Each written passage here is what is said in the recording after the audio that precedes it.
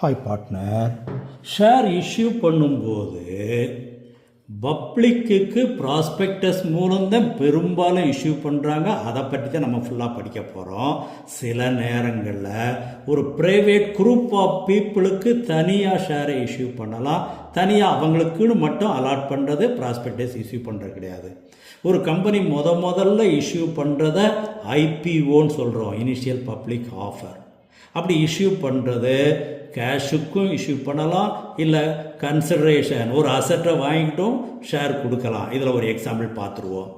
ஏஎஸ்பிஏ application supported by blocked மணி. இப்போ public apply பண்ணும்போது பணத்தை கம்பெனி அக்கௌண்ட்டில் கட்டாமல் அவங்க அக்கௌண்ட்லேயே பேங்க்கில் சொல்லி அதற்குரிய பணத்தை பிளாக் பண்ணி வைக்க சொல்லிடுவாங்க.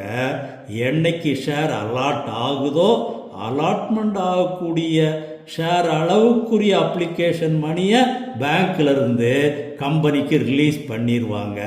That is application supported by blocked money. இதுக்கு ஒரு இல்லஸ்ட்ரேஷன் பார்த்துருவோம். ரைட். ஷேர் இஷ்யூ பண்ணும்போது 10 ரூபா ஷேரை 10 ரூபாய்க்கு வெளியிடலாம், இல்லை 10 ரூபா ஷேரை 12 ரூபாய்க்கோ 15 ரூபாய்க்கு வெளியிடலாம். That is premium. அப்படி வெளியிட்டதில் 10,000 ஷேர் வெளியிட்டிருக்கிறோம். 10,000த்துக்கும் அப்ளிகேஷன் வந்துச்சுன்னா ஃபுல்லி சப்ஸ்கிரைப், ஃபுல்லி அலாட்டட். அதே இது அதை விட லெஸ்ஸராக வந்தால் அண்டர் சப்ஸ்கிரிப்ஷன். அப்படி வரும்போது மினிமம் சப்ஸ்கிரிப்ஷன் 90% வேணும், இல்லைன்னா அலாட்மெண்ட் பண்ண முடியாது.